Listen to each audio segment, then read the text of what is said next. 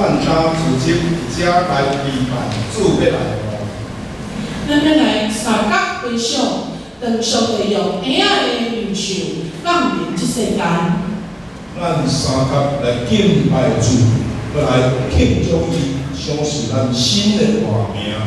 咱会恳求上帝，互咱更新体验着伊的同在，这就是基督出世的真正意义。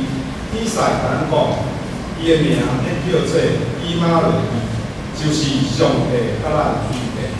上帝甲咱永远伫咧，咱着领旨意的神进入咱的内心，咱就会体会上帝同在的安慰甲快乐。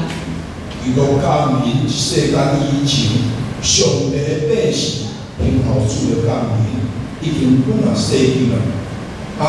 咱听候上帝，当咱咧听一个圣诞时节的故事的时，伊的神会运行伫咱中间。诗人安尼讲：伊若领候耶和华，寻求伊的，要施恩予伊。毋但耶和华的拯救，静静天候，这是好。来啊，咱着点睛伫主面前，耐心听候伊。